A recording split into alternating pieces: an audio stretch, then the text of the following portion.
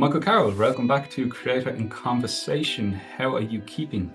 I am very well, thank you. Yeah, it's been a year and a bit or thereabouts. My sense of time is very poor. There's before now, and that's it. It makes calendars very, very easy. The future doesn't exist because we've never been there. So yeah, it's been about a year So, and something. It's been this is good. interesting for listeners. This is going to be curious because when we first began Creator in Conversation, it wasn't conceived as a podcast. It was going to be a series of public talks held here at the Edge. So, this is actually the first time we're recording live in person with someone from the actual office. Typically, we do it from black box or on Zoom or something else.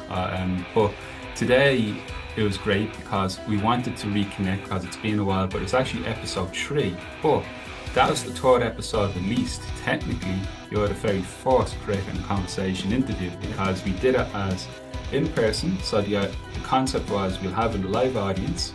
People come in, do a demo, do a conversation. Students and members were there, the general public, and we just could not get traction with people. Like I know the first time you do something, it takes a while to build, but then we had yourself, we had Colin Griffin, then we had Trina Farrell, and by that stage I was like, I had the foresight to record everything. Yep.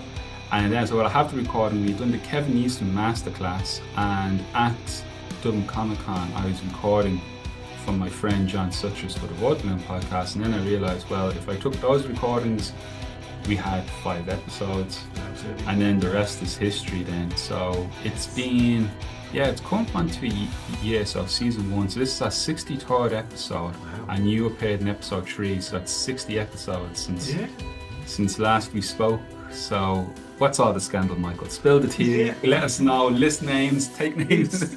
It's been weird. There was all that extra dimensional alien world saving thing, and the child that we had to go up to be an adult in the space of a day and a half, but turned out to be a god from another universe. Wait, was that television? That might have been television.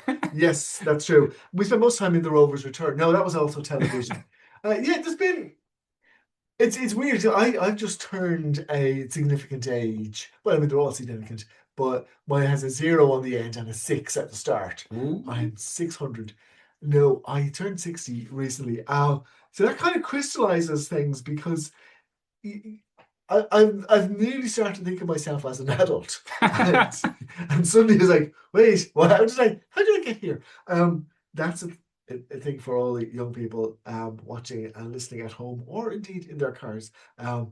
It goes by a lot quicker than you'd think. But yeah, it's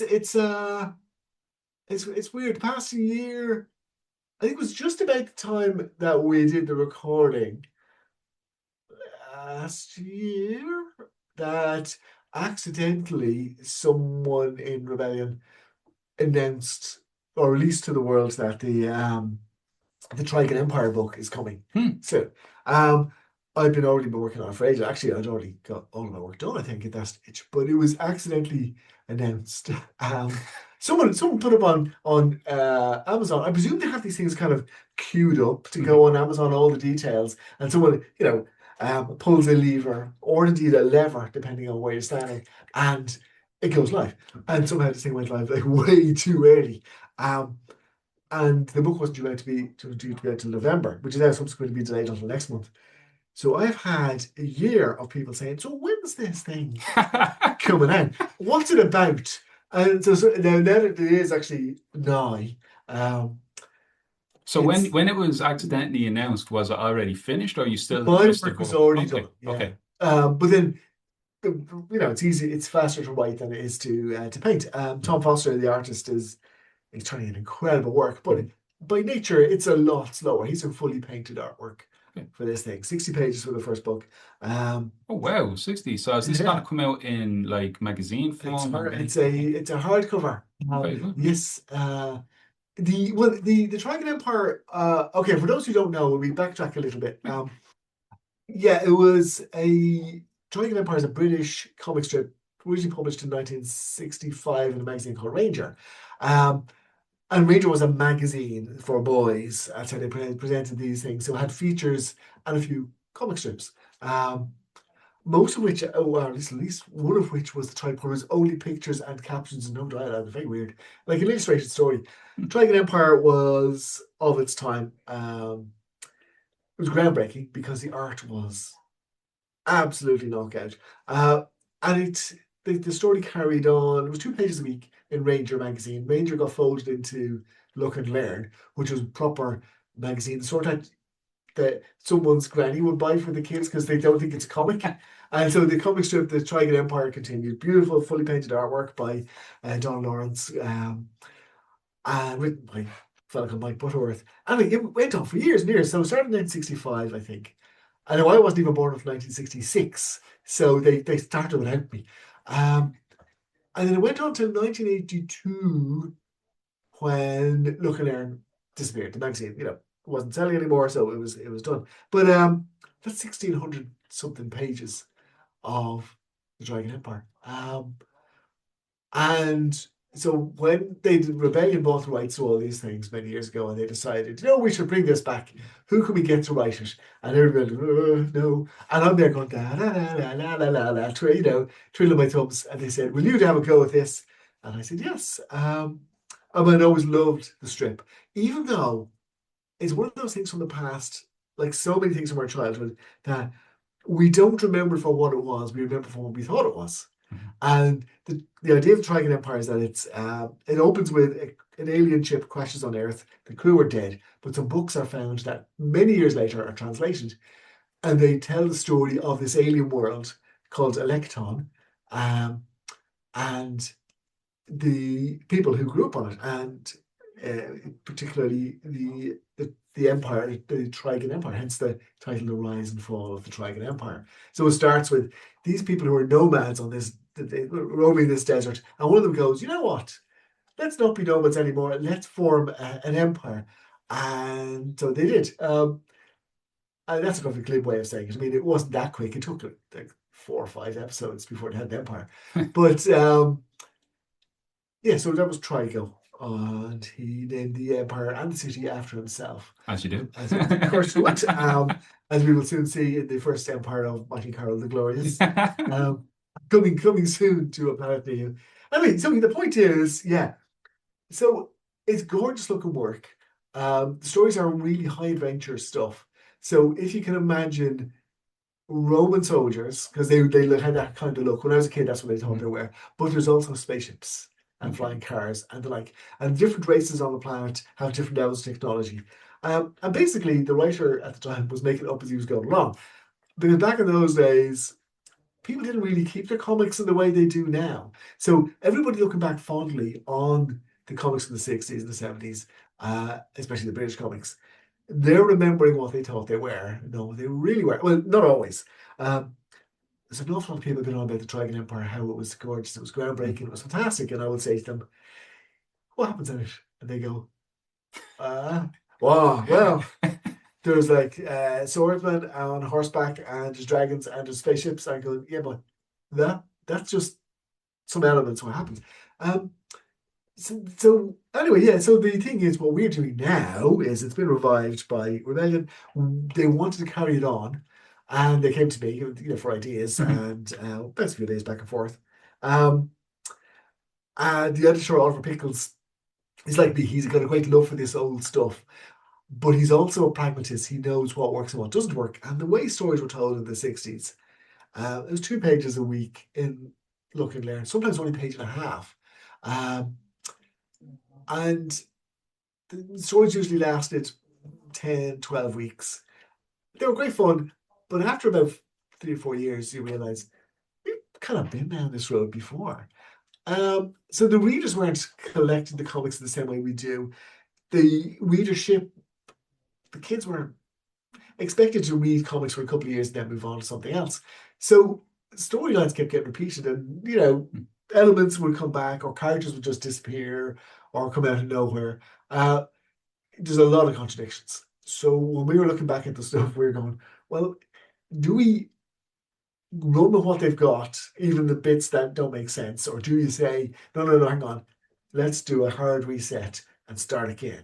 And we thought, no, we're not doing that, Dale. They just, if we did that, they would hang us from the trees. No, so we had to come up with a way to make the story work for modern readers as well as be directly relevant to what the people who actually did love the old stuff. And to be honest, anybody who reads it loves the stuff. It's just that you can't believe it. Does that sound right? There's no verisimilitude. Yeah. Which is the verisimilitude is the sense when you're reading a fictional work or experience a fictional work that it is real. And it's very hard to get that with the Trigon Empire if you read it all in one go, because they weren't designed to be read all in one go. Yeah. If you read it 2 pages a week, then by the time you get to the end of a story, you're kind of fuzzy on what happened at the beginning. Maybe I'm like that when it comes to a sentence. But yeah, so we had to make it work, as I say, for modern readers. So it was tough. Are you using a narrative device? Because I know, like Mad Max, Ah, they kind of had it as the campfire tale. So yeah. is that something? Yeah, well, that, of course, that was the thing in the original Trigon Empire. The found books were the story of the rise and fall of the Trigon Empire. We've the Rebellion a few months ago or a couple months ago released the prologue basically, Hmm. which is set on a human ship in the far future year of 2026. Um, which was the far future when I wrote this thing. So this ship's exploring space and they find this derelict space station orbiting a planet that's about to go supernova, and they go, "Oh, what's there? Oh, we only have a couple of hours to get in, loot the place, get back out." And they go in, loot the place, get back out. And the planet goes supernova, or the sun goes supernova, and they go, "Hooray, well, let's just, what did we get on our hunting expedition?" And they found a bunch of books. So these are revised texts that tell the story of the rise and fall of the Dragon Empire. Um, and then, spoiler, we cut from there to a character called Jano, who was like the teenage hero of the Dragon Empire stories, the nephew of Trigo. He is now, he's a very, very, very old man, about 50, Oh. So he's walking through the woods, talking to a young woman who's writing everything he says, and he's explaining why they chose to create these new series of stories of corrected texts, because the whole thing about history is written by the victors. Um, or as Jano puts it, those who spill the most blood get to spill the most ink. Um, he decided, no, we need an actual history, not just the glossed over, polished version. So anyway, that allows us to explain why there's contradictions in the original texts. I love it. I love it 'cause, Yeah. my undergraduate was in history as well, but there would be something that would appear, a source that would contradict or Yeah. improve your understanding. Like a colleague of Yes. mine went on to his PhD. I stopped at undergraduate level. He went to PhD. We ended up working together years later elsewhere, but he kept up with history as a profession and he wrote some papers and he wrote a book. But along the way, he discovered that this particular, I forget where it was, a village or town in Ireland. Yeah. And every source kept quoting this one source saying this is the founding date. Oh. And as he pulled on the thread, he realized the source didn't exist. Yeah. It didn't exist, but everyone Brilliant. kept going to it. I Yeah. said, that's how that's like historiography Yeah. is what we would call it, which is the history of the sources. But Yeah. that's brilliant because as you said, it was lacking the verisimilitude, but now you found a Yeah. great way Yeah. It is align it. it's a path into. But we don't want to dismiss what Mike Butterworth and Hmm. Don Arns and the other creators did. And like there was another writer, Ken Roscoe, who worked on it later on, and another artist, Oliver Frey, who was a hero of mine. Hmm. We don't dismiss what they did, but since some of the stories do contradict each other, we have to go, how did that happen? So we're not saying that these are imaginary tales or elseworld stories or what ifs, but we're just going, from our point of view, Jana was saying, no. I will now tell you what I tell you now is the true story. But actually, what's actually happening is our story is goes from that point on. He doesn't do a lot of backtracking and backpedaling, but it gives us the means to do so if we wish. Hmm. So it is actually one of the most fun things I've ever written. And at the same time, I'm very cautious about it because I know people have a great love for the original Hmm. stuff, and it really is the original Triangle Empire was groundbreaking at the time. That ground has now healed over. It's been dormant for so long, 43, 44 years now, Hmm. since the last time the Triangle Empire anything was published about them, as far as I can tell, apart from reprints. Hmm. Rebellion are doing these reprint volumes of the original material, which is what I was using for my source. And they're absolutely gorgeous. But then those books are gorgeous hardbacks and they're too nice to read. Yeah, afraid to break the Yeah, yeah. spine. Exactly. I have so many. They're absolutely fantastic. So the final one of their volumes is coming out in November this year. So we're actually sneaking in ahead of that one Oh, with our great. volume one of the new adventures from the Dragon Empire. Um, yeah, it's been a lot of work, but a lot of fun. As it is at the moment, there are going to be three books in the series, 60 pages each. Tom Foster is the artist, and How's he producing? Is it digital, traditional, Uh, combination? I think he's painting on paper Oh, with a paintbrush, okay. like a map. As far as I know, we've strange enough we've not talked about that. We talked about various bits and pieces. I'll be meeting him in a couple of months' time at was it just over a month at the Enniskillen Comic Fest. Okay. He's coming over as one of the guests. Brilliant. Wait, is that a secret? I don't know. It's been announced. Yeah. No, it just goes out Tuesday anyway, so you should be okay. But yeah. So I think he's actually physically painting, Okay. which means that would be pages. Yeah, that's what I was thinking. Yeah, it is. Yeah, people always say to me, like my girlfriend Jess Bacon is always, when I write a comic, he says, "Oh, did you get any pages?" And I go, "No." I think I have 2 pages from things that I've written. One Project Specs and one Judge Dredd from Colin McNeil and Okay. Jake Lynch, Colin McNeil.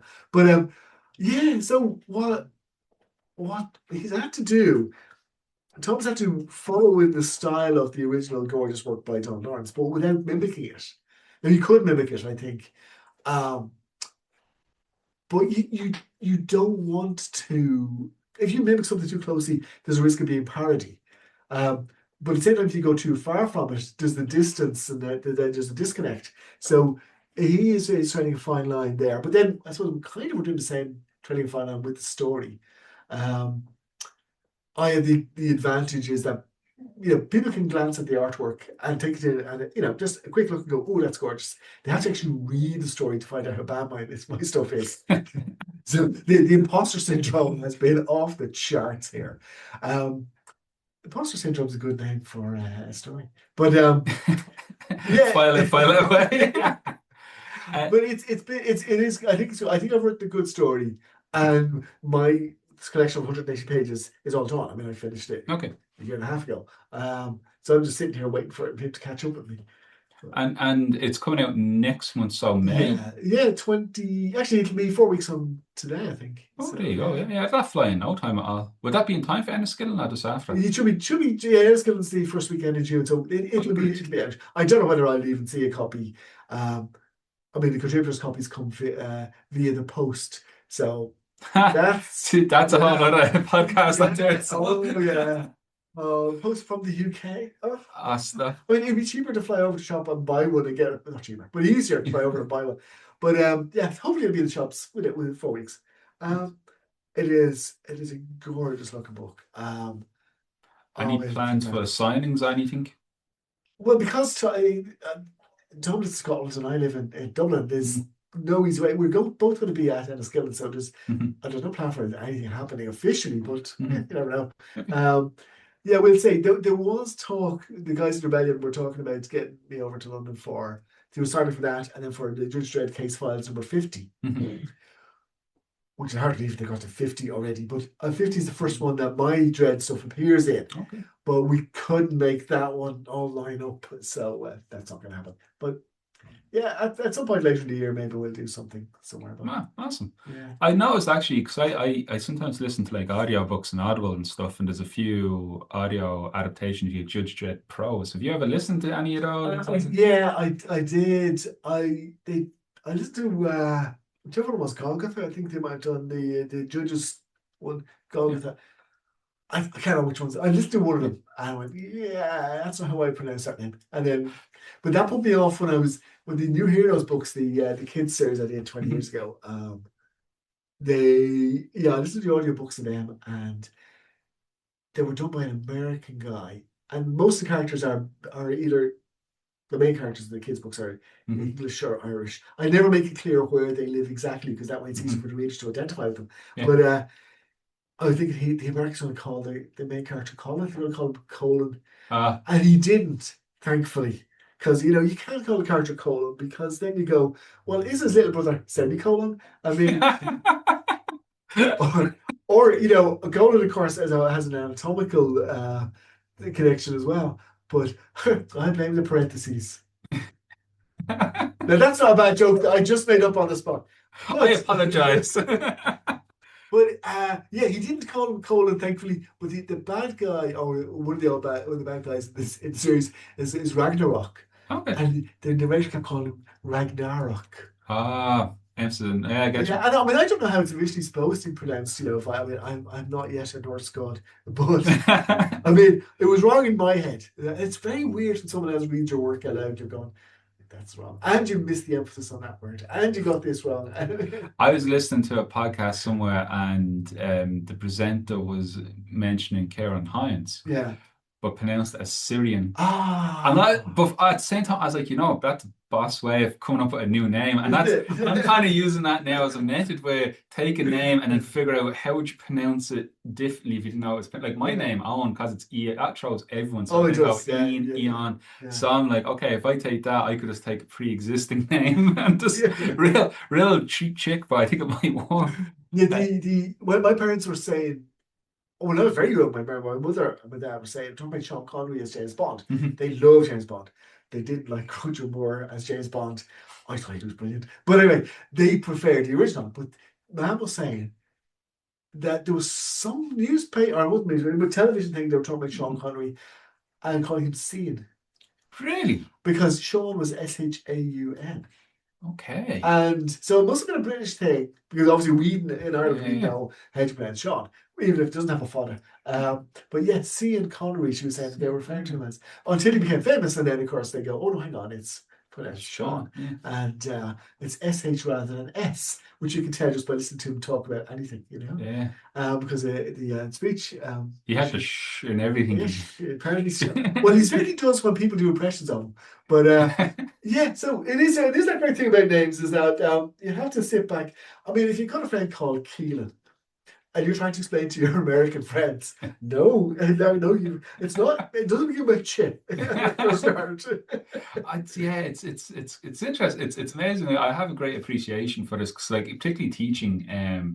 I am so delighted, even doing this podcast, delighted by the way my name is spelled because it gets me off the hook. I find when I can't pronounce the guest or someone else's name, or a student, so I'm like, I immediately make a pact where it's like, okay, I won't. You don't get my name right. It's all good. I think it was actually. I interviewed Paul Levitz for it, and he had looked up, or someone like that had looked up the pronunciation for us, and to get me, it's like, damn, you Yeah, got me on that one.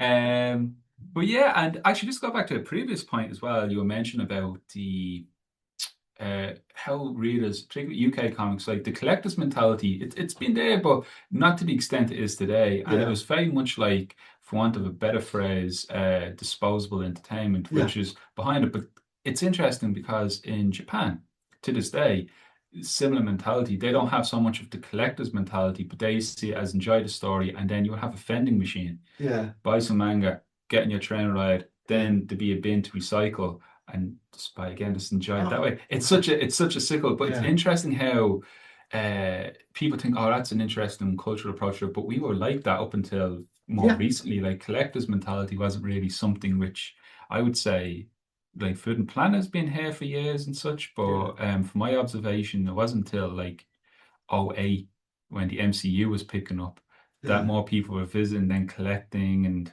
stuff like Yeah. that. Well, I So, mean, there was always an undercurrent of the comic collector.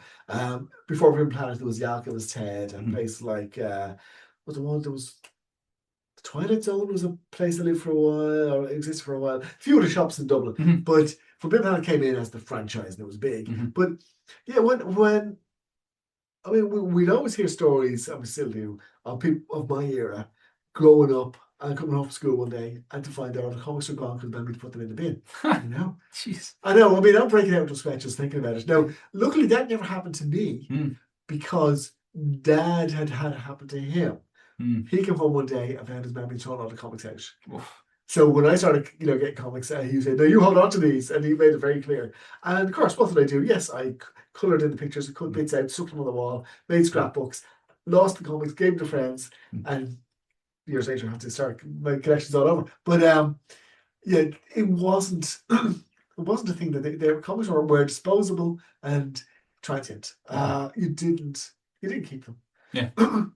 They were also burning. Oh, excuse me. It was the fact that they were actually quite cheap made people think of them as being worthless. Mm, Um, and for some comics, yeah, they were.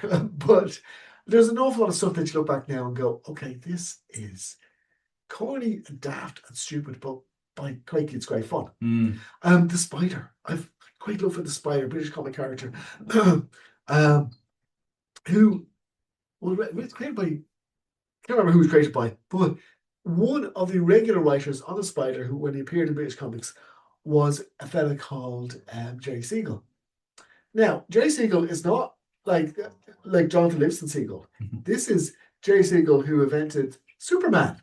I mean, you've heard of Superman. Superman is one of Some my bad. favorite characters. But yeah, so people of that caliber used to write these stories. Mhm, And yes, so those really were quite throwaway. They were quite silly, but they weren't to the kids who were reading them at the time. mhm, They meant something. I mean, kids would, they'd move on after a while, but they'd collect these comics for, or they'd play the games, they'd run outside, they'd pretend to be Adam Paterno, or they'd pretend to be the Steel Commando, or these great British comic characters. Or, the same way that they would pretend to be whoever was on television at the time, $6 Million Man, mhm. and that's a different era. But um, so the idea that so many British comics just were forgotten. That's what brought me to create my blog, Rusty Staples, which is mostly about old British comics. Trying to read the family trees and find out what happened to old comics and Mhm. that kind of thing. I have a huge love for this sort of stuff, and I think I'm aware that it's a trivial pursuit in many respects. It's not important that there was a comic called Thunder that ran in the early 70s and lasted only 22 issues.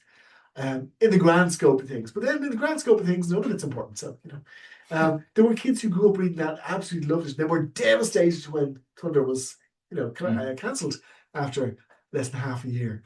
Um, and the same thing happened to Star Lord, mm, which was designed to cash in on the success of 2000 AD, slightly more expensive version, higher quality paper, that kind of mhm, thing. mhm, Did very well. It's outsold 2000 AD, but they couldn't keep them both running, so they went, we'll cancel one into the other. And but Star Lord gave us Strontium Dog, mm. which created by John Banners and Carl Scarlett, co-creators of Judge Dredd. Strontium Dog is one of the best British comic characters ever. Some absolutely fantastic stuff. Um, but kind of the point of this. What the point was, yeah, that people didn't value these comics, and that's very sad. I think.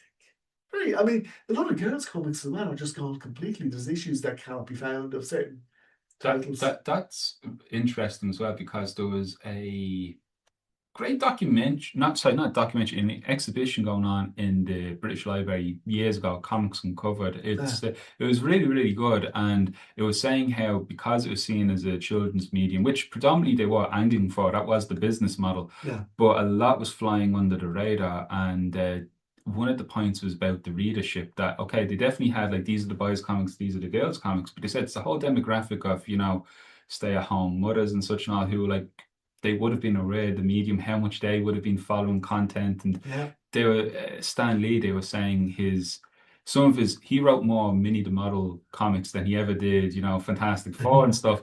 But when you look at it, the early Iron Man stuff had love triangle, that kind of soap opera approach between Happy and Pepper and Tony. And then they were like, he understood, like, even if they weren't explicit in the marketing, they understood about the different readers that were out yeah, there. But in terms of disposable, the value behind the what they became definitely has like the intrinsic physical element of it We're looking at the Japanese model. The way I see it is they still value the stories, but they're just giving back because that's the much more declutter, I think, Yeah, in their approach. And they still have like the cafes and library, manga cafes and libraries and stuff.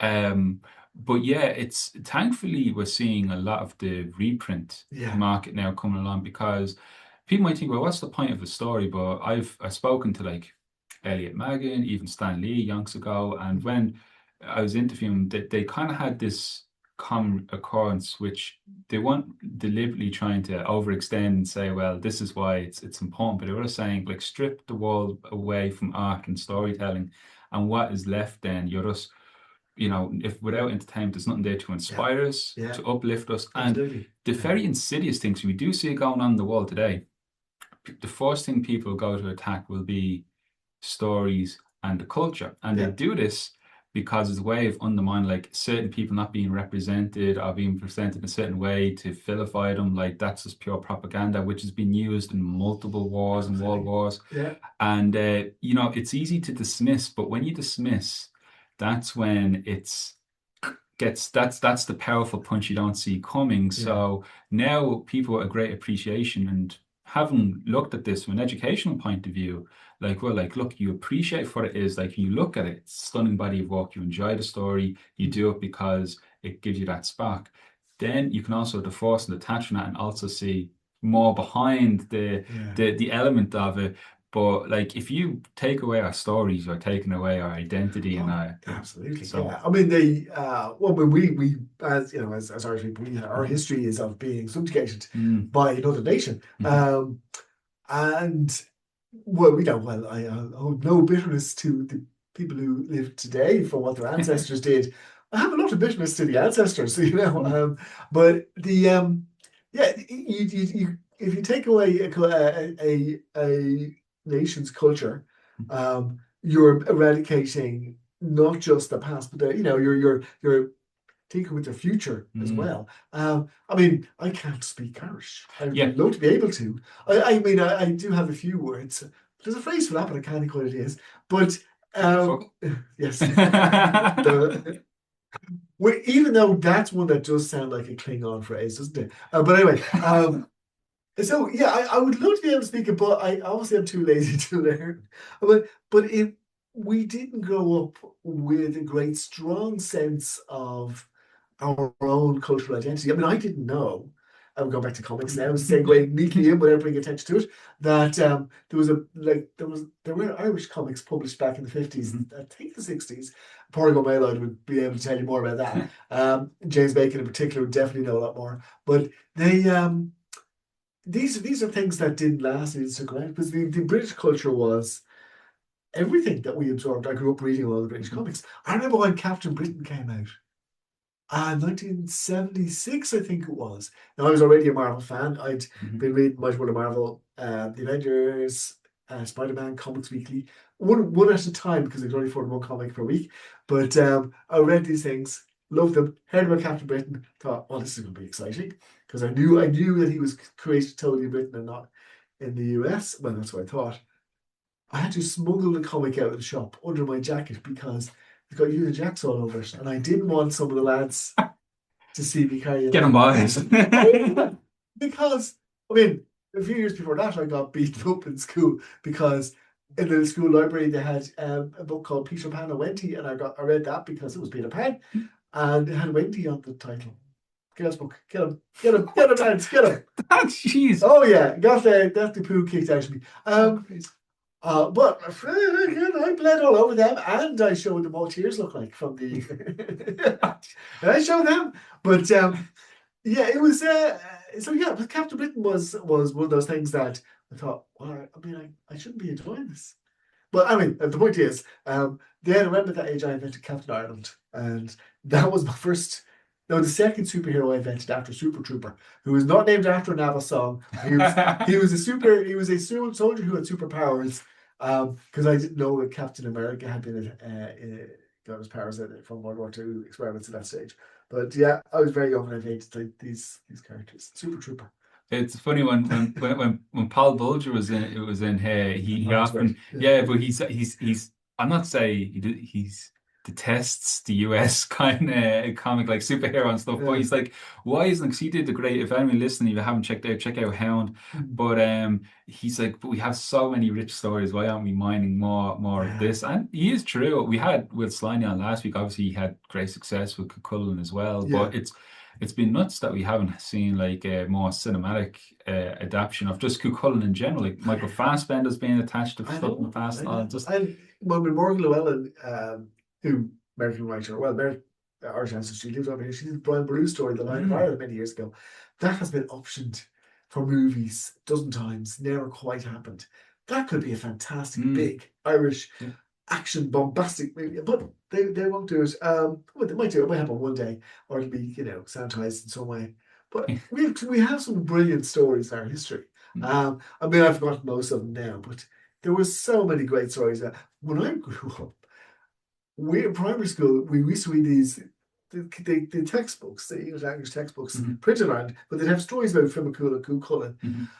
But there's one story I remember they were giants. The two of them were actually physically giants, Okay. and they fought each other. And I'm going, but this contradicts previous stories. And put my hand up, sir, what? They said, shut up, you. And that was my lesson in confronting authority. But yeah, so we just had stories that we knew they were imaginary, but they were great fun. We didn't grow up hearing about Henry VIII and King Alfred and Mhm. all that sort of stuff. Not the same way. Um, our stories are way better than the British ones. The Celtic stories are fantastic. I still believe we need to combine with Scotland and Wales and form the Federation of United Celtic Kingdoms. Get the whole Yeah, tribes together for the absolutely. storytelling on to 100%. Because the acronym is awesome. Yeah. And it was as well, like imagine that, and then imagine doing a book with okay, Irish I can grapple with, Scottish isn't a million miles removed, but once you Yeah. get into Welsh, it's like now Yeah. you're looking at like elven kind of script going on. Yeah. But yeah, no, it's just it really is interesting like what we have, and it's those who are interested, like the Irish Annals are a historical record. These are like records of stuff that it's not meant to be fiction. It's meant that this has happened, but you Yeah. see records of a giant washed up on shore. Yeah. And then you're left to wonder, like, what was that? Maybe it was like an unfortunate whale carcass or something, but it's Yeah. just the human mind trying to rationalize something they've seen for Yeah. the first time. Exactly. And you get appreciation where these stories kind of come from, because it all has to begin. Like even Joseph Campbell, for all his faults with the hero's journey, like it was very much overgeneralized. Oh yeah. But at the same time, we do seem to have like dragons as a motif appear Yeah, all over culturally the all world. over the world. Yes. Just because people found ancient bones and go, "Ooh, Mm, what's this?" Well, one of the stories I've heard about the idea of the giant Cyclops character. mm, We picture this giant man with one eye in the front, big hairy guy with mhm. beard and so on. And people were saying that if you find an elephant skull, elephants have got a massive hole in the front of their skull, and Oh you go, "Oh, yeah. that must be where the eye was." Oh God, It was yeah. people interpret the past in the way that they can because the model, based on the models that they actually have, Yeah. and it's only as well, of course, that's the scientific method, isn't it? You apply a theory until the evidence no longer fits, and then you Yeah. come up with a new evidence. That's it between science and religion, by the way, which is that science discards theories that don't fit the evidence, and religion discards evidence that doesn't fit the theories.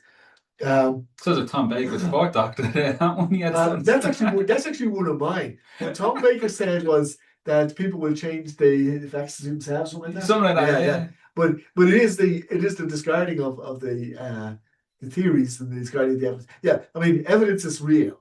Theories are just ideas. Mm, Ideas are ten a penny. I yeah. mean, I'm a writer. I know ideas are ten a penny. Um, the story that you're going to write is not worth anything.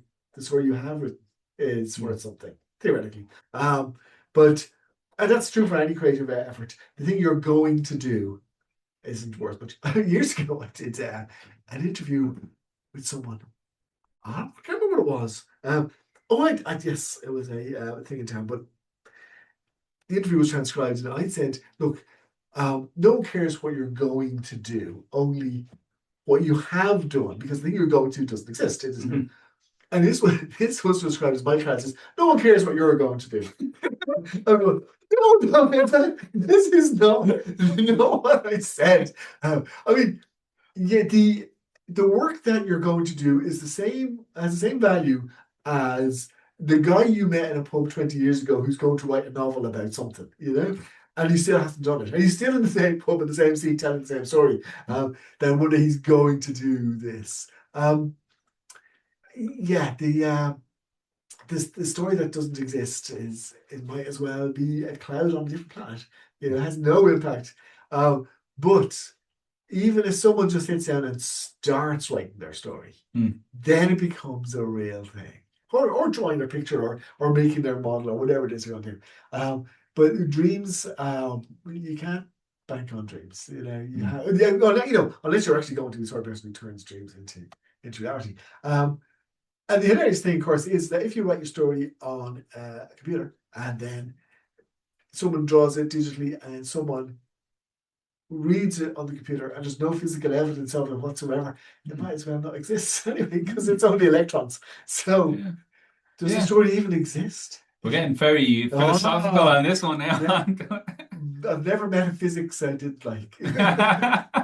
It's and what do you do then, Michael, to it's very tough to break into the industry as is, but even more so to break in as somebody who's doing comics, like just to become a professional comic book writer. How do you prevent yourself from becoming, that person you're saying who's like at the pub saying what they're going to do? Yeah, because talking ain't doing. You just have to actually write the story. I've a very good friend who I've known since we're in primary or in secondary school. She is a great writer, but because her life hasn't taken her on the same path as mine, she's still writing that book that she's going to do one day. And I know I actually genuinely believe she will do this. The kids are all grown up now, so she's going to get there. But you do have to go. I had to put this part of my life on hold to create this thing. With me with comic or with writing, my very quick history is that I always thought of myself as being a writer. And then one day I went, oh, hang on, you actually have to write something to be a writer. Otherwise, you're just, lying. I started writing short stories that weren't very good. No, I actually started writing a lot of teenage angst poetry, which is atrocious.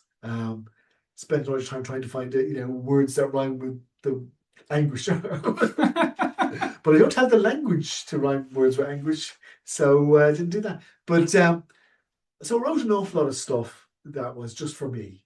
I didn't know it was just for me at the time, but thankfully the fates smiled upon the universe. I'm like, yeah, this is not getting anywhere. Joined the Irish Science Fiction Association back in 1988, I think it was, because they had a meeting, an evening with Harry Harrison, who was my favorite writer. I got to know his stuff from 2018. So I went along to this meeting, had a great time, got on with everybody there. They had a small press magazine that they published, a fiction magazine called FTL. Stands for Faster Than Light. And I had a good read of this. Went, oh, this is good stuff. I think the following issue, I helped them out with some typing because everything was typed in those days, or printed on a dot matrix printer, this kind of thing. And then I made so many suggestions that the person who was editing said, look, do you want to take over as editor? Yes, I do. And so I was editor of that for a while and writing my own fiction at the time, submitting ideas and so on. Luckily, one of my stories was published before I was the editor, so we can't pretend it was me sneaking in the door. But it was a matter of finding an outlet for my fiction, and that's what it was. These days, people can it's much more easy to get something out into the world because you can just get a WordPress blog for free or something of that nature and publish your stories online. And then use your social media to tell people to find it. The disadvantage with that is you can bypass the whole editorial stage. And then the whole purpose of an editor is to tell you things like, well, hang on a minute, that's been done. Or you missed a bit, or you left a bit, or there's a typo here, or do not put a space before a comma because the boogeyman will come and kill you, and then kill your children and your children's children, and so on. So because it's easier, technically there's less quality control. I'm being very cautious here. That's also true of things like web comics and so on. But if I may apply a caveat to that, the ones that last, the ones that survive, a web comic that was started in 2004 and is still going or whatever, that's because it's good. People will ultimately, the public will ultimately be the judge. So anybody who's self-publishing, and they're still self-publishing, 10 years later, yes, you're good, keep going. But if you don't put the stuff out into the world, you can write your stories and keep them in a drawer or keep them on your computer in a folder called stories.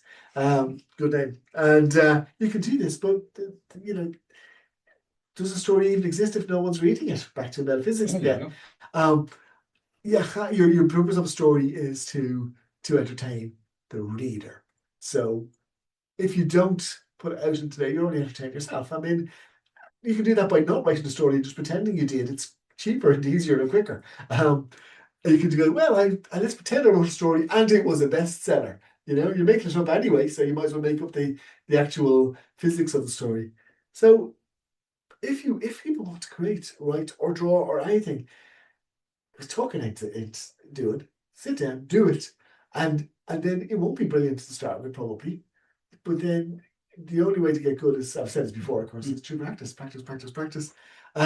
You can't get worse through practice, and you'll always do things that you think you can't do.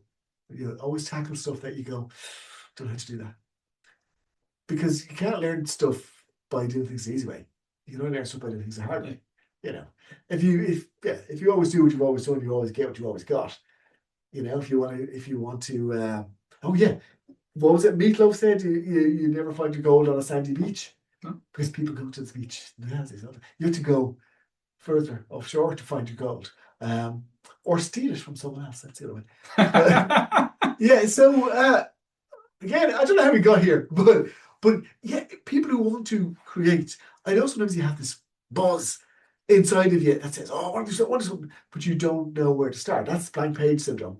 Everybody gets that. Or if they don't, then what they've done is they've got so many ideas backed up, they know where to go immediately afterwards. But that comes with time. If you cannot think about what to write about not being able to write, or pick a story that you didn't like, and not necessarily one of yours. It could be from an episode of a TV show, and write the version that it should have been. Or if you have something you really liked, but you think, I'd like to see where that goes next, write that.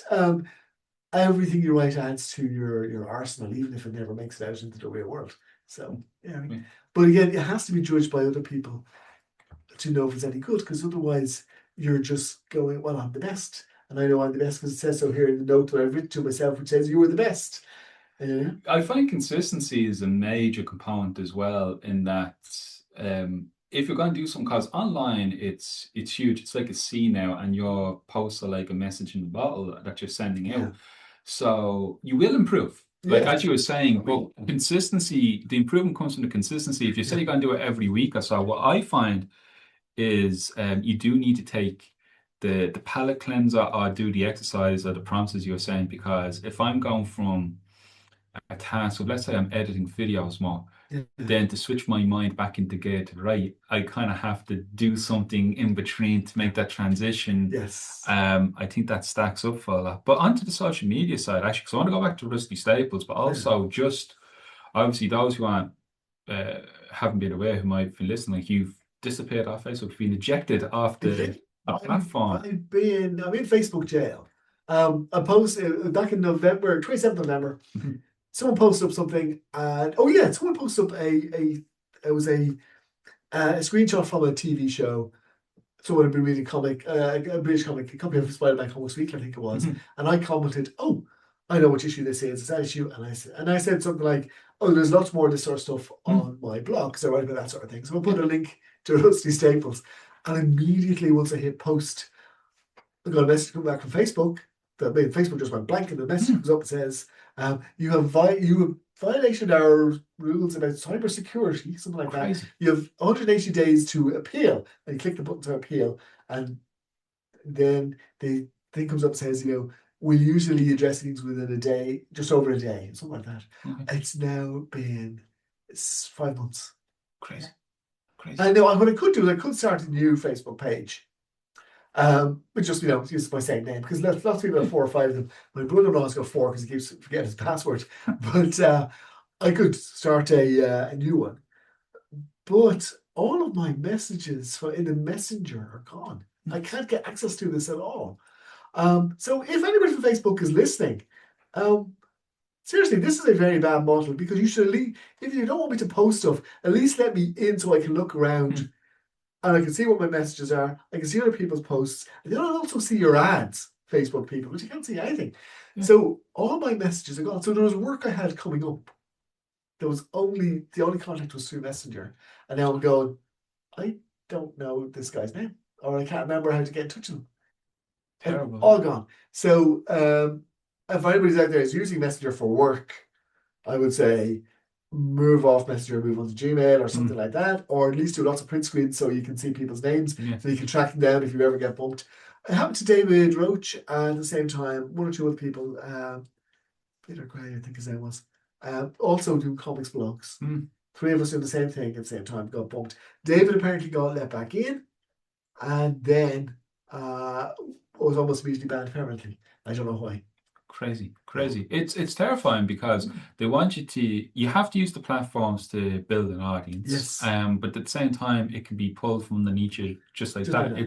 It's not. You should send a letter to, I think the headquarters still here, but you should write a GDPR letter because it's your data. You're entitled to, at any point, they can release the data to you. So if you write a standard letter saying, please release, they have to send you copies and all. That's a good point. And legally compliant, yeah. Well, I mean, I've heard that from I'm looking at people like Reddit, people talking about this, saying that they waited their 6 months for their appeal, their 180 days, and then nothing, everything was just deleted forever.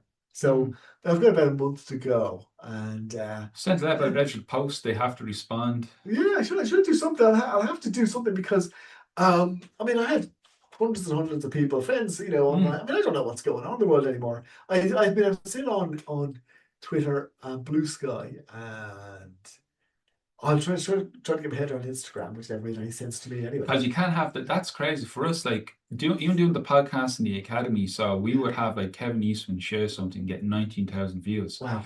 But there's no link because you can't. So only the links work in the stories are in the bio. So I get that, but I can't convert it. Oh man! And just because if it's a collaboration, like when I release this, I will release a clip and make you a collaborator. So it means it goes on your wall, but once it's there, it's you just necessarily get like I'm not there anymore. You can't, but you can't get like a connection onto it's. So I would say that my productivity shot way up. Okay. When Facebook was gone because especially the first couple of months, because I've been working away and nobody working with tap, and I go anyway Facebook, you go back to work, so alt tab back to my Word document, work away, and suddenly I'm back in bloody Facebook again.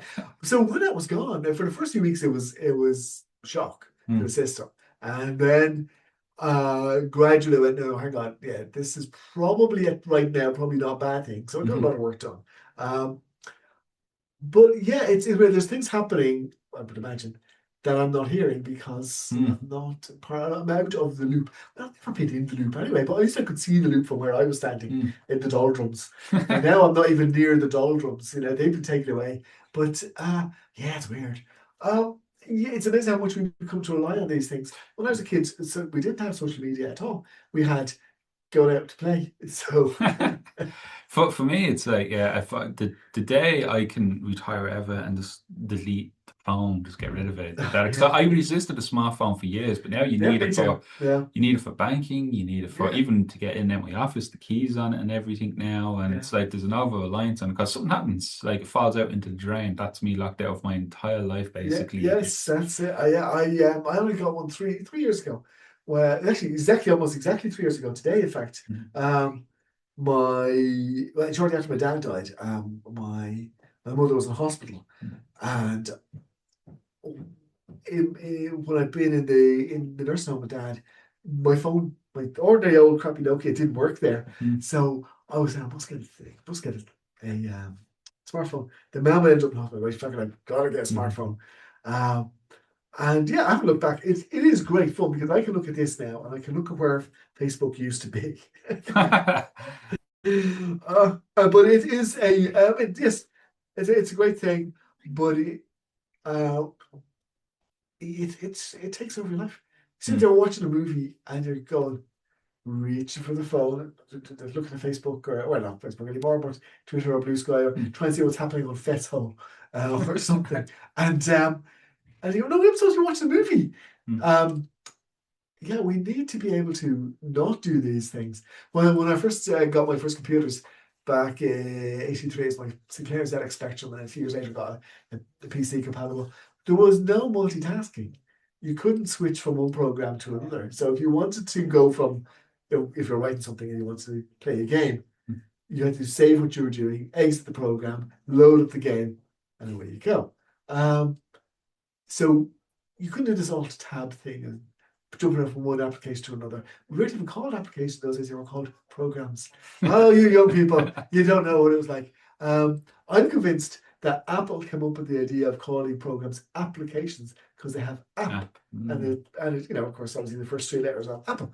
Um, Apple's computers are a great way to spend four times what you need to on a product. I love that, you know. It is because I think the brand and marketing does come up quite a bit. Like it's not really the product as much as it's the brand that you're. Yeah, I still have people, you know, in my life who think, well, yeah, well, I mean, that's like an Android. I mean, it's not the same. I go, no, it's cheaper and it works. Yeah. To swing it back around, because just Oh the yeah, idea with this, like no, this with the social media is just giving insight, because like it is the nature of the job yeah, these days. But to close out with Rusty Staples, because like it's been going, as you were saying, for quite a time now, and that must eight be years. Yeah. 8 years, yeah, and that must like that's not just something that falls out of the sky. There's a lot of like work that's gone Yeah. into it, thought behind it.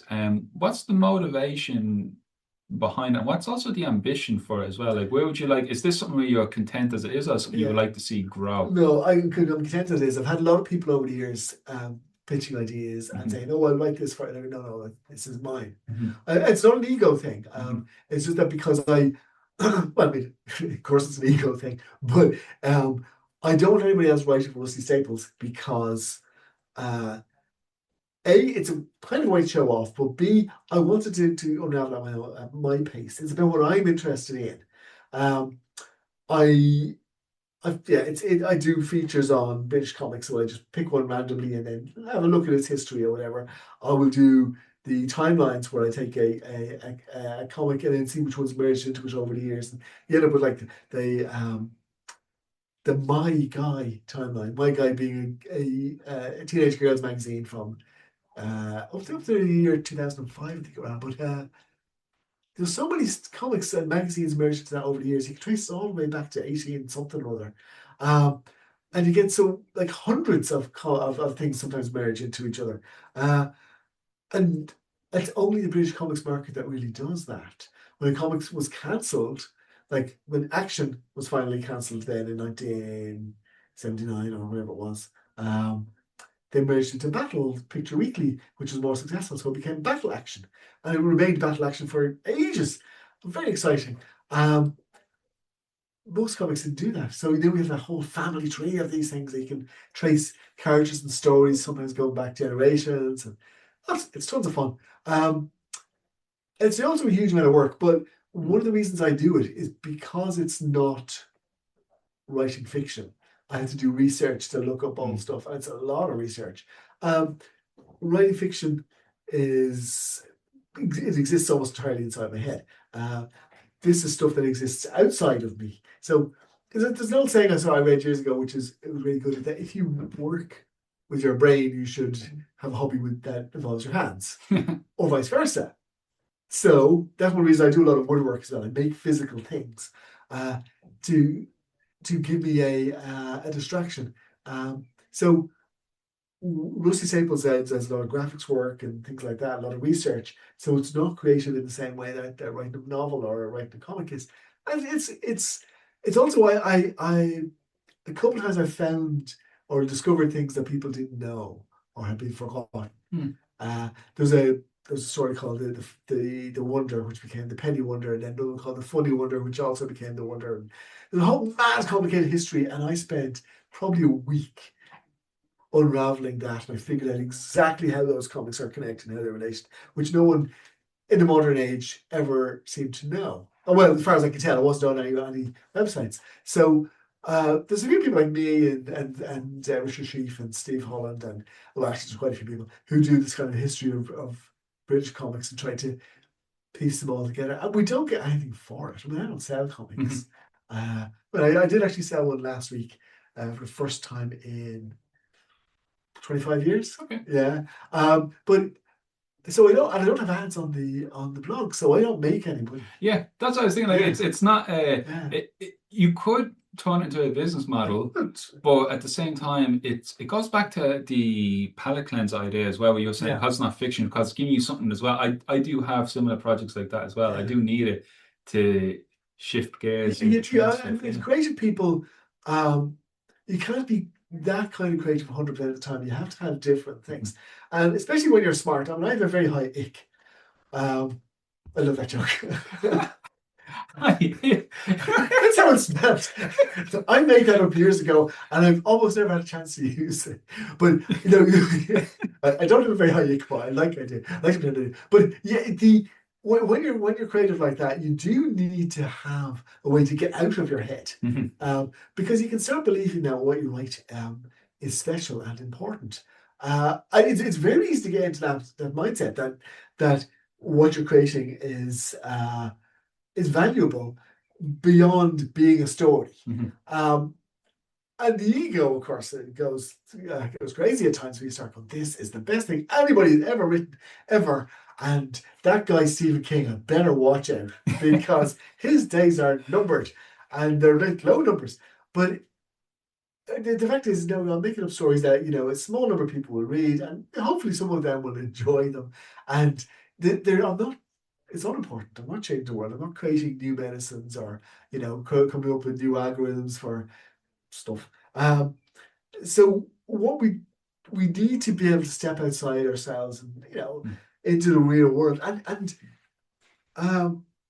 there's people I know who are writers and have been writers all their lives. They've never had another job. And I'm going, you're going to end up with a book where the main character is a writer, aren't you? And to be honest, that's kind of alienating for the 99.99% of your readers who aren't writers and have never been interested in being a writer. Yeah. You should write what you know, but you have to know other stuff. So go out into the world and have hobbies and do things, and That is, it's actually pretty amazing when you think about it, because the more I'm thinking of all the, the great writers, that they always have in schools and on the lists and everything. And it's like, they kind of had eclectic backgrounds and experiences. And then I also love seeing the list of jobs that other writers used to do. And I mean, I started out, I left school at 16. I didn't do my Leaving Cert. Well, I did it a few years later, but I didn't pass everything, and I was going to go back the following year and do more. I never did. But anyway, I was working for the post office. I was a telegram boy, then a postman. Then I got myself out of that, became a computer programmer. Bought myself a computer, taught myself how to program it, and wangled my way to a job. And that was in the computer industry for like 14 years. And then wangled my way out of it to become a writer. But I've worked behind a bar when I was 13. I worked behind a bar. I couldn't see over the bar. I had to stand on a milk crate or a beer bottle crate to pull pints. But that's the best kind of job, though, because you're observing every walk of life then. Absolutely. Well, I should have been. But most of the time I was just too panicky because I thought people were talking about me because I was so weird, tiny and skinny. I was very small. Until I was about 15, I was the smallest kid in our school. Okay. Even though I was smaller in the first years, and I was shot up very quickly. But that's heroin for you. No. The PSA we didn't expect that. Shot up very quickly. Yeah, I think that's a Gary Delaney joke. But yeah, so you have to have life experience. But I mean, go back to Stephen King. Actually, I mean, I know I'm a huge fan of Stephen King, but he's only ever been a writer. So an awful lot of his characters are writers, and even Ben Mears, who is in Sail of Lot, which is one of my all-time favorite books, he's a writer, and I'm going, Yeah, aren't you, couldn't you have gone a little further from home there now, Stephen? You don't actually have to always stay within viewing distance of your typewriter. Hmm. You could have gone a bit further out. He could have been a truck driver or something. He didn't have to be a writer. But he does actually for the story, he does have to be a writer. But you have to have, if you want to write about life, you have to know what life is. I mean, as I say, I'm 60 and a month now. And it's uh, I've probably learned a few things along the way. I don't understand any of the things I've learned, and I'm rubbish at everything. But that doesn't stop me trying, you know. Now, in the back of my mind, I'm thinking to bring a full loop about Superman, who was a writer, who was made right for the news, but they started out in the school paper. And now I'm like, all right, now we've closed the loop Well, onto you just have another job though, you know, it. and taking cats out of trees. I've got mad into a weird thing lately of watching movie reactions on YouTube. So watching Okay. people watching Superman the movie, and especially women watching Hmm. Superman movie from 1978, and especially younger women who think they know Superman from Henry Cavill Okay. or from David Cornsmith or whatever his name is, and then they watch Christopher Reeve and they go, "Oh, now I get it." It was wonderful. It was one of the I forget who it might have been, one of the could be Cape Wonder or someone else, but they an apartment Chris Reeve had in London was being Yeah, renovated. yeah, And they found a scrap of paper or something at the back of it. He scribbled something, and people would think, well, that's just like a bit ludicrous, yeah, because it's just a bit of scrap or whatever. But they realized that he was the producer and one of the writers on Superman 4, and he was. he had great ambition for what he wanted to He do did, yeah. with it. But obviously, Canon got involved, the budget, The movie got whole cut just as they're about to start filming, and yeah, yeah, oh yeah, yeah, just a train wreck. But they realized was one of the scenes, the balcony scenes, I think, or something in it, which people really like because of the characterization of. yeah. He had actually written that by hand, the idea as he got it. So someone Wow. found it back, and I was like, okay, Oh, that's pretty cool that's lovely. to see Yeah, when you have the genesis. Like it's very rare that we've all read Shakespeare, but to actually see where he might have first jotted something down, that's yeah. kind of like He that's was cool. he was one of my heroes. Not just Superman. Mm, Christopher Reeve mm, was one of my heroes. He well when he was Clark Kent, he's magnificent. mm, Absolutely. And one of my favorite things ever is that scene after Superman does the interview with Lois in the first mm, movie. And he flies, if Superman flies away, there's a knock at the door, and it's Clark. mm, And he comes in, and she's distracted. She goes off to get ready before they go out. And he goes, right. And he's looking at her, and, she's going away. And he takes off his glasses and he straightens up and mm, he turns from being Clark to being Superman. And it's like, wow. yeah. Yeah, he was great. But that movie had a more profound effect on me than Star Wars did. Mm, And um, I was the right age, exact right age for these things, mhm, but I was just 11 when Star Wars came out. yeah. Um, and looking now at the movies, I'm going, yeah, I couldn't watch Star Wars again. And the way I love it, Mhm. I'm done. I've watched it too many times. I could just recite it if I wanted, but I'd watch Superman the movie over and over. Yeah. You know. And by the way, for those who've only vaguely familiar with the movie, at the end, he doesn't fly so fast he turns the Earth back. He flies so fast that he goes back in time. This Are we is all clear on that? Thank you. it's what with that that's 100%. But it's funny because when you listen to like the script writer, they didn't have the same comprehension of the script, so they've turned around. And Yamanda just thought, I forget who it was it Markovich or was it Yeah, Puzo, but they just say, oh, it does it because they said it in the script. But I honestly would like to think so. I spoke to Elliot S. Magan, who had the idea to do a Superman movie. yeah. Then they brought in Puzo, but then they took his novel and released it because they didn't have permission to They do a did, yeah, but novelization. yeah, someone said that Puzo has his contract that they could never do his story in another Yeah, format. So they didn't do a movie variant adaptation. Sorry, they didn't do a comic adaptation. yeah. Didn't do it. Yeah, I wonder if that's lifted now because they did new they 78 did. films and stuff. Well, So, yeah, they did the comic site, comics, yeah. yeah, but they're based On, on. yeah, yeah. But yeah, they were a bit disappointing. Great covers, but the art itself didn't work. But yeah, the Superman movie is a masterpiece. Mm. I mean, it has flaws, but But the way the ingenuity in just the film, so there's many levels you can appreciate it on the character, the mythology, the story, cinematography, the yeah, music, but even just the craft of making the film, like when you see Jeff East kick the football and Yeah, how they had to bury a cannon to get that's that, it. and the Yeah. scene you describe where he flies off and he comes back, See? that was done by projecting, like having the screen in the background of Yeah. him flying so you could just walk in, and the Yeah. timing in one It's great. shot. I It's couldn't amazing. figure out for years how they did that. Yeah, It's it's just, so well done. Yeah. and you look at it, and even the space scene, it's Yeah. like something they have like a petri dish, and they have lights shining That's right. through it Yeah, and stuff. yeah, so they, instead of going really big to show the galaxies, they went Mm. really small. Yeah, it's amazing. That's why it's fun watching other people who don't know the movie watching it. Yeah. And it's amazing. Some of them are, they're very savvy movie-wise, but they're blown away by how good the film looks. Yeah. And I'm going, yeah, well, that's because it was made by Richard Donner, who was like a master of the craft, Mm. So yeah, it's great fun.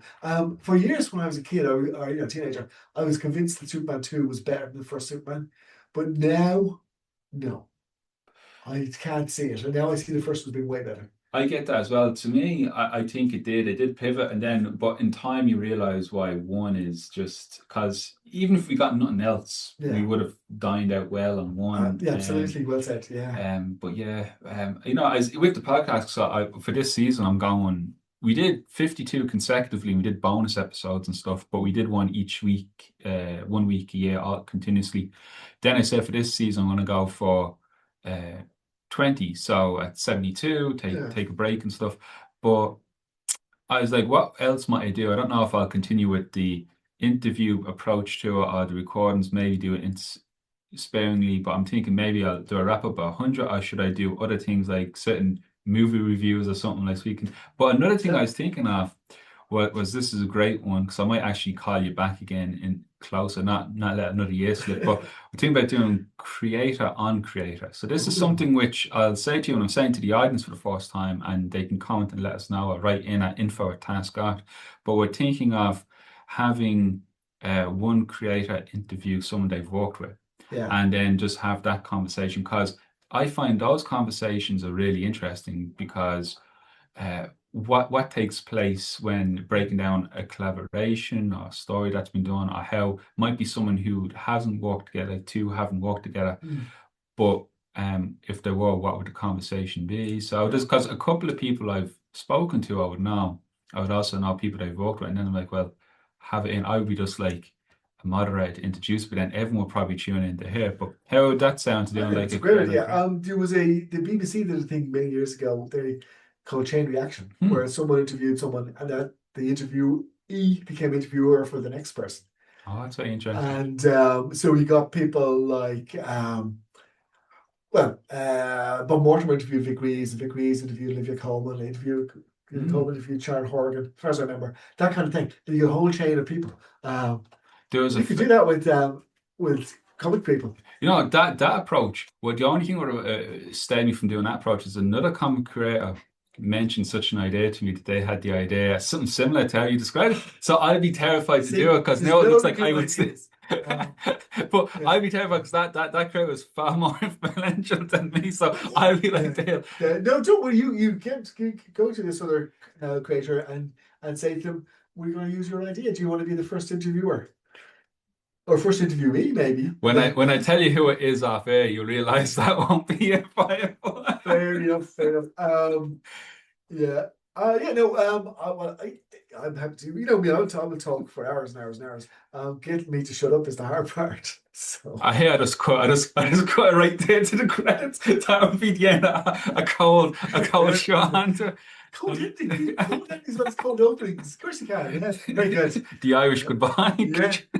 You know, that's weird. The Irish Goodbye thing. Hmm. You know that movie? Yeah. The Irish Goodbye is someone who sneaks away without letting them. Have you ever heard that phrase before that film came out? You know what? I never heard it. I did, but here's the thing: when I heard it, the film probably already was about before it, so I don't Yeah. know. But definitely, cause it's like There's some Irish Goodbyes where you say to someone, right, I'm going now, and then an hour later you're standing in the door still talking to them. Oh, it's interesting. I heard that Yeah. you suddenly got. So my understanding is it's meant to be a derogatory term originally because it's that we drink so much that we just disappear, like go off, and that's it. That's how I was. I despise the drinking idea that Irish are all drunks. I hate that. I Because have I'm been not drunk. sober this whole time. I haven't had a drink. Well, actually, yes, I've just turned 60, so it's been 40 years since I Wow. drank. Wow. Yeah. So that's not bad going. But I don't mind people drinking. I hate the idea that that's our part of our cultural identity. For me, That's it's wrong. That's cheap. comics in general. They used to be BotCon. I think it's still Yeah, I not don't as like predominant, that. but yeah, that Yeah. I don't excite. The whole I just a don't pint drink at a it. comic kind of thing. No, we don't. I think that's cheap. I think Yeah. having a meal or dinner is different because it's Oh more yeah, culture it and it's is. more Yeah, of a structure, and then yeah, a lot can take place. But once the booze comes out, then yeah. and then the ambience stiff, and you're trying to say what? The idea that the one thing I don't like is that some people think that every time that you have to drink when you go out and that you have to get drunk Hmm. when you drink. Um, like I said, I was a postman. Postmen were off work during the day when the pubs were open. An Ah, awful lot of the lads that I were my sort of age ended up drinking a lot, oh and well. like alcoholism was rampant. Now that wasn't the reason I stopped. I mean, I left post office way before I stopped drinking, but yeah, it was. Yeah, it's something that I just find it's a stereotype I don't like about Hmm. the Irish. I mean, whether it's true or not is not the point. I think it cheapens us. It means that when we can say, "Oh, they were drunk," you can Hmm. dismiss anything that we do or that we say. It makes us the jesters, the unwitting jesters of the world. I don't like that. Sorry, I'm pontificating. No, no, Um, but giving notice to the people. Interesting yeah, enough, we actually did this. This is what's going to be funny about this is our listenership is we have more people stateside than here in Ireland listening, oh no, America and then in the future.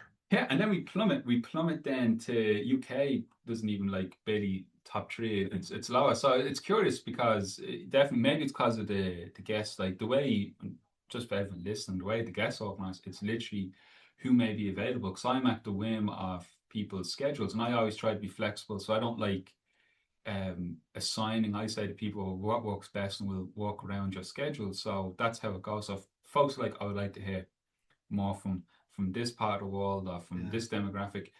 Really, it's I've no budget for this show. So to do that, if I was to be more booking in that nature, I would expect to and fairly so to remunerate people, which that is many moons away from becoming viable here. But it is interesting just the reach. So people listening, they may have their own stereotypes and stuff about the Irish and be Well, like, yeah, I know. I mean, there are, and I know it's sometimes well, it's mostly just done in fun.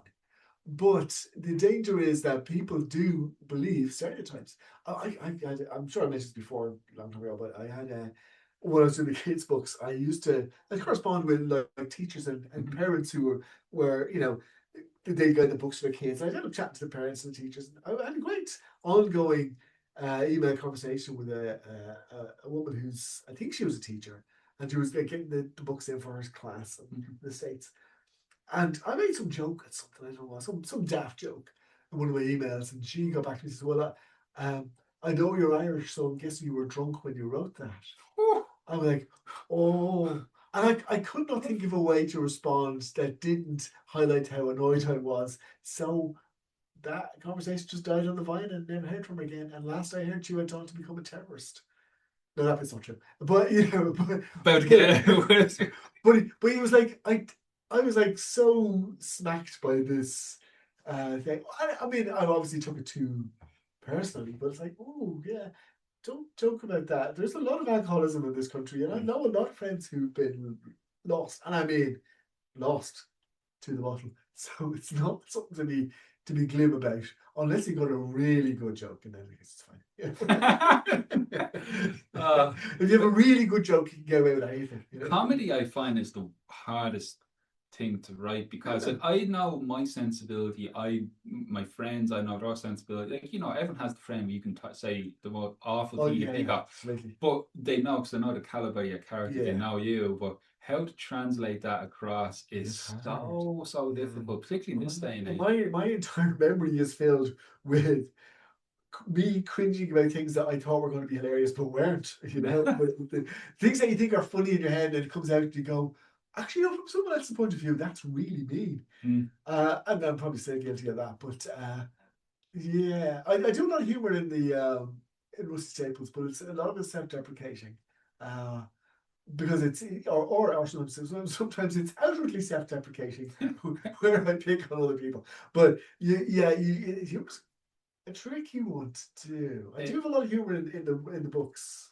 Yeah, that's so when you're doing it, because often my advice when writing, and I refer to about like for fiction or academic writing, I Yeah, always say to everyone, you got to read it out loud yeah, because the best way to say to realize does this sound as if someone would say it? How does it sound? You pick up on mistakes and stuff, but tone, intonation. Obviously, with prose, you can convey more of that yeah. in the conveyance of it, but it is tricky to get a tone across into the book. So, what you say you have humor then when you approach it, and how do you? What is anything there that you would say that you a method or a trick up the sleeve for, or do you just Yeah, see how it's received? well, I mean, I've just recently finished a science fiction novel, a brand new thing, standalone. It's my own work. It's not connected to anything else. So, um, there's there's a couple of scenes where the main character is told in the first person. So the Mhm. main character is throughout the present throughout the book, and I do have him have a he's kind of a wry sense of humor, but you can't say oh, I said this thing and they all laughed. Mhm. But you can have it that the person says something that they try to be funny and the other character doesn't laugh. Mhm. And that's much more effective. Mhm. Because since it's told in the first person, you can say, "Oh, I made this throwaway comment."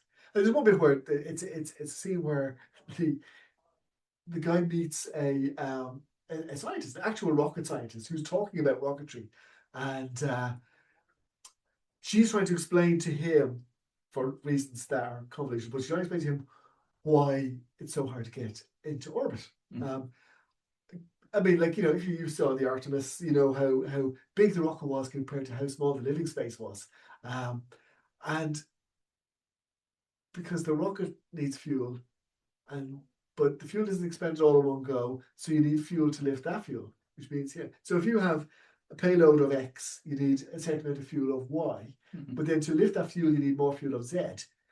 And then she says, and then it gets worse. And the guy goes, yeah, because then you run out of letters, which is this stupid glib comment in the book. And he says, have you considered starting earlier in the alphabet? But she's so focused on trying to explain the actual problem to him that she just ignores him, and he's going, "Oh, that one died on the vine, didn't it?" So that's funny because not the joke that he made, but the fact that the joke he made didn't work is funny. I think. No, that's first of all, Yeah. that's brilliant. Second of all, you've literally used rocket science to explain comedy, so that's also Thank you. brilliant. So Yeah, there we go. We have that's why it occurred to me. Yeah, and he does actually come up with it in the end. He says you need to invent lighter fuel, which is actually right. But he's thrown it as a glib comment. I mean, they're all jokes, and not every joke lands in real life. So when you're writing jokes, they don't have to land in the book. You don't want to have the and then everybody clapped, Mm, attitude. Your character can't, no matter what you're writing, your character cannot be the Val Kilmer. He mm, cannot be someone when they walk into a room, everybody stops and stares at them, mm. unless that's germane to the plot. Uh, they should be someone who looks and goes, "Oh, there's Val Kilmer." I don't know why he's on my mind. Oh, Batman, of course, because Oh there's a yeah, Batman over there. yeah, But yeah. wrong one. But your character has to be uh someone that the readers can relate to. If you do a first person story, so they should be all powerful and completely brave and all that sort of stuff. They have to have flaws. Yeah. Their plans have to fail. Mhm. Won't work out maybe in the end, but that kind of thing. So the readers don't necessarily want to read um, Superman as a Mhm. primary character because he's so powerful and so good and so wonderful all the time Mhm. that they can't get inside his head. But the readers can identify with Jimmy Olsen or Lois Lane, Mhm. and you can write a novel about Superman from Lois Lane's perspective Yeah. and it would work. You write a novel about Superman from his perspective, and it wouldn't work because he's an alien and he doesn't judge things the same way we do. So you always have to have viewpoint as one of the most important things, no matter what you write, is that who's telling the story. Um, I mean, you don't always have a narrator, but nevertheless, the omniscient narrator, the person telling the story, has to be aware of who's listening as well. So, yeah, no, that's really there as for practice. No, But yeah, the point with the joke there, that I mean, the daft joke about how you started, because you're starting earlier in the alphabet, is stupid. It's sort of thing that someone would come up and spur a moment and they'd go, that's brilliant. But as I say, it lands because it works for me as a storyteller because the other character doesn't get it. yeah. No, and that's how humor works. You need both sides of it. That's what I'm trying to say. The listener and speaker. yeah, truly, yeah. Because it's if you say I want the detective to break down something, well, there's a process to follow. But then with a joke, then it's particularly I find it's more challenging in prose than anywhere else because you haven't got any visual cues, you haven't got any audio cues. Yeah. That's not permission to sitcoms to have the laugh track on. But it's also the danger is that people inadvertently skip ahead when they're reading. So if they see a line, they know it's coming up. And in comics, of course, people have the thing where you I've said it before many times, you turn the page and people will be aware of what's on the right-hand page even as they're reading the left-hand page. So that's practice gives you the ability to hide twists and hide stories. I mean, yeah, you don't want to have a twist in your story, even if it's a prose novel, that the character turns out to be a werewolf without having some clues in there. But if it's suddenly, he's a werewolf in big letters, the readers will see this before they get to the bit where, it's supposed to be revealed. So the pacing is very important in the story. And in a prose tale in particular. If all the text looks the same, you can hide stuff. But if there's dialogue, little individual lines stand out and things like that, so it's hard to describe without using physical examples. But yeah, trying to put jokes into prose, it works if you're naturally hilarious, like I like to imagine that I am. I don't know if I'm funny. Let us know in the comments. My wife laughs a lot at what I say, but that's her job. That was in the marriage contract. That's I let her buy handbags and then she lets me tell stupid jokes. But yeah, it is humorous. I find humorous quite easy to do. People think it's hard. I find it quite easy, but really serious stuff is tough. There's a scene. Actually, almost immediately after that scene, there's quite a serious thing happens in that book, and I found that much harder to write, because it has to have a sense of gravity, of mass. It's easy to write little throwaway things, little gags and little sides, but there's the scene that I won't describe it because it will spoil things, but it is a key moment for our character in his development and in the development of the story. He doesn't know that it's a key moment. It becomes clear. Well, it becomes clear to the reader maybe later on. Very hard to write those things because you go, no, if I get this wrong, the whole thing collapses. It is a keystone. It is the tent pole, as it were. Without the tent pole, you just got cloth on the ground, and it might keep the rain off, but it won't be very comfortable. But in this case, yeah, it's always one of those key moments. So then you go, when you actually write this thing, you go, well, hang on, maybe I should put the jokes in, because am I increasing the tension or decreasing the tension by putting jokes in? Is it that thing that, if you're laughing and then something jumps out at you, it's even more scary? So, anyway, that's the sort of stuff the writers go through on a daily basis, at the same time as actually writing the thing. And it's all in isolation as well, which is like the other thing, like you're in the room bouncing these ideas. But that's what I love about the podcast, is just not just writers but artists as well, like particularly in the comics field. It is isolating to the extent that we can talk, there's social media, there's a phone that can make video beam across the wall, and talk to someone. But it's still just you at the table, writing or drawing. So. That's always the thing I've seen it happen to big comic people, like the ones who become famous quite young, quite quickly. Well, sometimes, and this is obviously not a generalization because generalizations are always wrong, but they get big very quickly. They go to the shows, they do all the signing, and then they go home and it's quiet. Mm. There's no one saying well done. There's no one saying I love this. There's no one saying you're the best artist or the best writer, and they still have to produce the work. Yeah. And it can be the same with musicians. They go out on stage and they do a big gig and everybody's cheering for them. They love them, and there's people queuing up outside to get autographs, and they go home and they go, oh, I've got to do washing up now. I've got to write these songs. I've got to write these books. I've got to draw these comics. The dopamine hit can be addictive, can't it? Really, I don't get invited to many big, comic events. I've never made it big in any way. So the universe has thankfully shielded me from the pressures of success, which has been lovely. Thank you, universe. I would like the chance to prove that being a multi-billionaire won't break me. That's all. Just one chance to prove that. But yeah, so I've seen that happen to people where they success and adulation is can be poisonous. So I had a conversation with a publicity person recently who wanted me to do a thing for a thing. I won't go into details, but he was saying, "Oh well, do you have to talk about this because X has been hugely successful?" And I'm going, "What?" He says, "No, it's brilliant and everybody loves it." And I'm going, no. This is the first I've heard of this thing. I can't say what it was. Okay. But being hugely successful. And I thought, I'm barely getting through this. I'm barely succeeding without getting anywhere. I thought this any minute now I'm going to get a call or an email saying, yeah, look, this is done. But no, apparently it's hugely successful and I'm, but it's highly regarded. And I'm going, no one told me this. Your editor is not going to ring you up and pat you on the back and give you a cuddle and go, this has been great and you're the best boy in the world.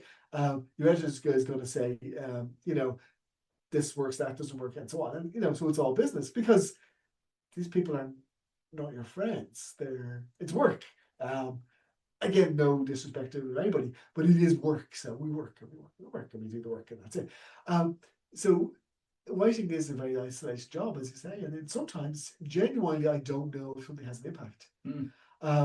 I rarely read reviews because reviews will just break your heart when someone gives your book a 1-star review because Amazon delivered it to next door by accident, or this kind of thing. So you just after a while you go, yeah, I'm not reading these anymore. Yeah. And your friends don't read your books. That's what I find. My wife reads everything and loves it, but then again, that's her job. That's the price of handbags. But so it is like isolation, and you can become quite morose and go, this isn't working. And then it can be a shock then to find out, no, people like this stuff. Sometimes they do. It can be quite surprised. Okay. Pleasant one, of course. always nice. The best surprise is the best surprise. Exactly. No, this has been wonderful, Michael. Sorry, I talk too much. You can cut it half this if you want. No, this all my bits. Your bits are good. This stays all in. Particularly, I will clip the bits where it sounds like I'm taking out a contract. So you say you're not. What else do we say? I'm like your story's not good enough. Something we'll clip all the bad stuff. We'll vilify you like a wanted criminal trailer. It is weird. I mean, get to talk to you like this. I mean, when we talk one-on-one, it's totally different. But when it's about me, I always feel like a little bit like a fraud. It's the imposter syndrome again, and that's one thing that creators all get. They think I'm not really good enough. Sometimes I have a little thing in my head where I think, I'd love to be a writer. I'm actually writing full time since 1999, which is 27 years. But it's just a tiny part of me that thinks I'd love to do that one day. You know what? But what's great is, and this is part of the reason for the podcast. Like the reason for creating conversation was to bring in practicing industry professionals and introduce the students and the members, and then also make a public forum so that the general public could understand. It's nice, open up the academy. People didn't understand what we're trying to do, or didn't really understand the nature of the work and how there needs to be a career behind it, because it's not just something you do off the cuff. You have to have some thought behind it.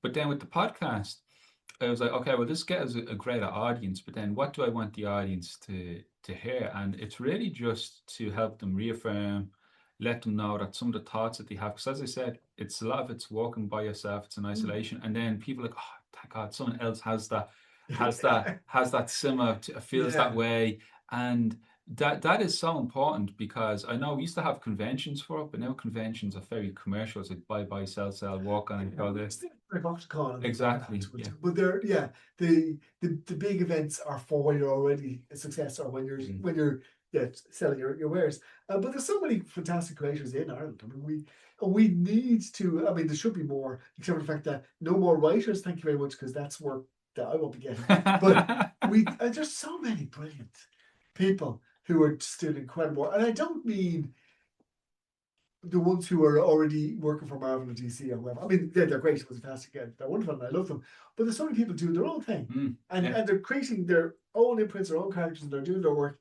They're not getting the recognition, and so something like this, hopefully, you get these if you get these people in, or they get a chance to shine. I mean, I've been very lucky with what I've been able to do. I do consider myself to be blessed with work for 2000 but there's so many people doing brilliant stuff that don't get a chance to have the spotlight on them. I mean, some of them don't want the spotlight, maybe. Some of them are very shy. But nevertheless, if they don't want themselves to be seen, they want their work to be seen. Yeah. So all it takes, as I was saying, it's a message in a bottle. This is still another message in a bottle, this whole podcast, but at least it's one more bottle, that's absolutely. For folks listening then, so you mentioned obviously Facebook. We don't know what's the outcome there, but you're on X, Blue Sky, and I've got my own website as well that no one ever looks at. It's a Rusty Staples. Rusty Staples, that's my blog, my website. Oh, michaelowencarroll.com. Yeah, which has got tons of stuff on the whole bibliography and everything. But Rusty Staples is about my comics. I used to have another website, another blog called From Mars, where I just put up stuff that wasn't comics related. It was all just daft stuff. From Mars, the idea comes that you can turn any movie or book into a 1950s science fiction B movie by just adding From Mars to the title. Anything, right? You pick one, you add From Mars to the title, and suddenly you picture it as being a cheap B movie made in the 50s. Go on, pick one. The Phantom from Mars. Batman from Mars.